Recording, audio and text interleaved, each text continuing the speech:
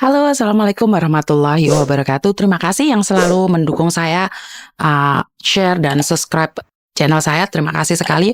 Walaupun saya tahu, editannya kurang memuaskan atau, profilnya tidak seindah yang kalian harapkan. Cuman saya selalu bilang, saya bukan YouTuber, jadi saya cuma memberikan informasi yang saya dapatkan secara langsung tanpa editan. Jadi buat Mbak-mbak yang di luar sana, kalau pengen curhat lebih baik berhati-hati kalau sama saya, karena secara langsung dan tidak langsung akan saya upload di YouTube sama di Facebook. Itu yang pertama. Yang kedua, tentang membahas, kasus-kasus yang ada, kriminal atau data ganda atau apapun, sering kali diingatkan bahwa lebih berhati-hati dan jangan pernah memakai barang yang bukan milik kita.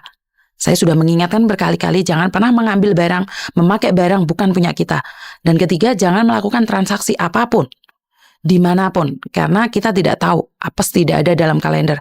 Dan ketiga, jangan mengambil keputusan untuk kabur dari majikan tanpa memberikan informasi pada agen Anda ataupun pada majikan Anda. Ya Miss, namanya kabur nggak mungkin ngasih informasi. Iya, tapi kalau ada apa-apa siapa yang bertanggung jawab? Kalau sudah ngasih tahu agenmu dan agenmu tidak tanggung jawab, itu beda lagi ya.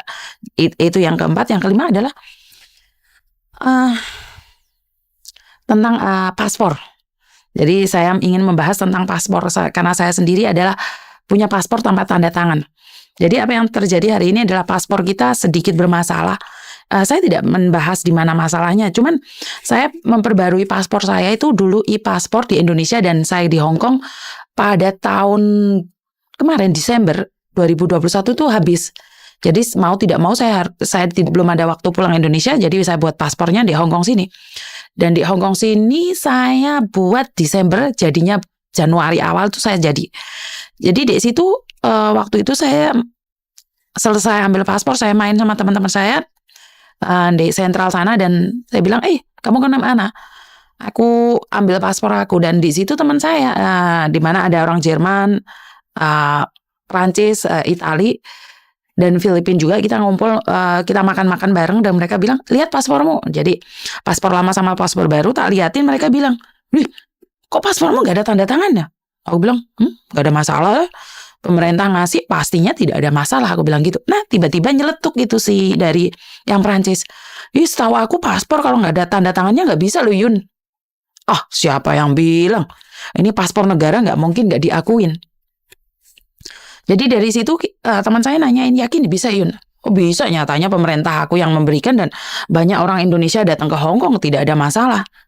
Setelah dapat informasi itu, sebenarnya saya sendiri tuh mencoba mencari informasi bener nih. Nggak ada tanda tangannya. Ya saya di depan orang tenang aja. Tapi sebenarnya saya pulang itu mikir, yakin ini nggak bisa diterima di negara lain. Nah waktu itu saya Google dan saya melihat informasi itu dari Kompas. Kompas menyatakan bahwa kenapa paspor baru itu nggak ada tanda tangannya dan dibahas di situ. Wah sedikit saya rada-rada ngeri-ngeri sedap ya, rada-rada takut. Jangan-jangan yang dikatakan teman saya ini benar. Tapi kan saya tidak percaya kalau tidak ada bukti.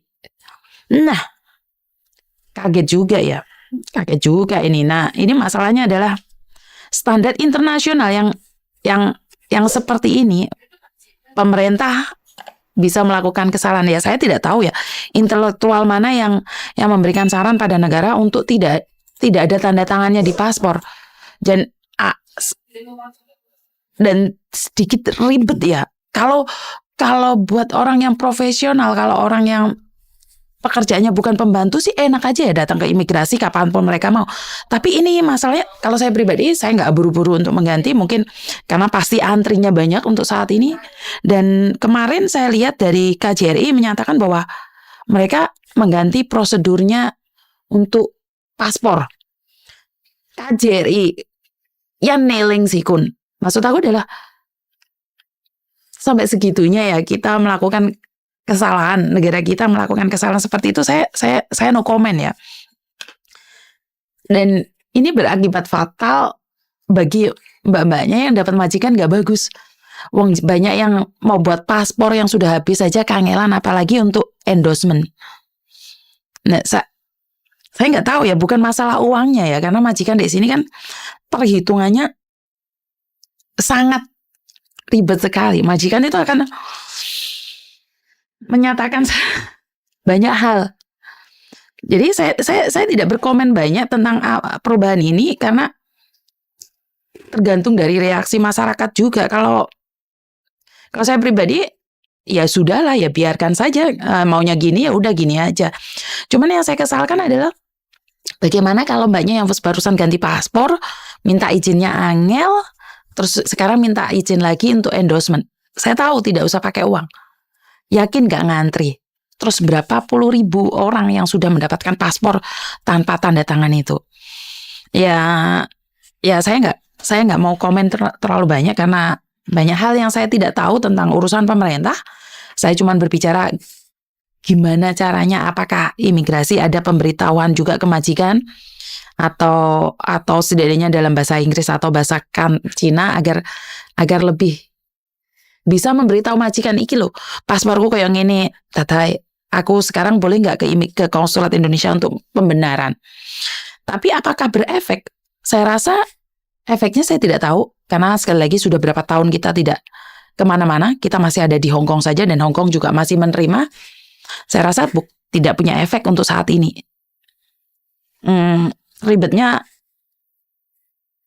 pasti ya, jadi ada-ada saja, menurut saya adalah ada-ada saja untuk pembuatan paspor ini. Jadi kita aja bookingnya angel untuk buat paspor, terus ini buat endorsement, antri ini sampai kapan? Terus ngambilnya ya opo? Kan nggak cuma sekali, Mbak. Pertama kita harus datang dulu menyerahkan paspor baru itu, dan yang kedua harus ngambil. Apakah tidak ada ide untuk konsulat Indonesia kalau memang hanya pembenaran saja dikirim lewat surat, atau jangan-jangan terhilang? Jadi saya nggak tahu.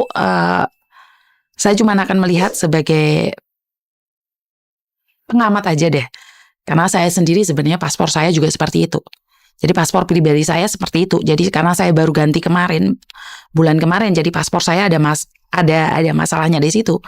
Karena saya sudah diingatkan teman saya, tapi saya bilang I don't care as long my country still accept that. Dan lagian saya nggak kemana-mana. Saya juga nggak ada planning ke Jerman. Bener nggak? Karena Jerman menolak secara langsung tentang paspor ini. Jadi buat mbak-mbaknya ya nggak usah gupoh tentang endorsement paspor itu. Ya pelan-pelan aja, butuh waktu. Kan kita nggak kemana-mana. Kalaupun pulang Indonesia masih diterima kok, kan negara kita sendiri. Jadi masalah paspor, endorsement, tanda tangan itu jangan gupoh, alon-alon aja, nyantai. Selagi majikan tidak memberikan izin, ya udah nggak apa-apa, lain kali. Jadi kalau sampai pada akhirnya pemerintah mewajibkan untuk mempunyai paspor yang endorsement, ya udah kita datang, benar nggak? Jadi nggak usah gupoh, nggak usah takut, nggak usah bertengkar sama majikan. Jadi yang kita tetap fokus pada pekerjaan kita, tetap fokus sama pekerjaan kita. Kalau kita nggak fokus, malah kita kehilangan pekerjaan kita. Jadi kalau minta izin jangan engkel-engkelan ya Mbak ya. Jadi saya selalu berpesan jangan engkel-engkelan sama yang lain. Kalau kita engkel-engkelan, kita yang kehilangan. Itu aja pesan dari saya, kurang lebihnya saya minta maaf. Wassalamualaikum warahmatullahi wabarakatuh. Berkat Tuhan mengalir atas kita semua.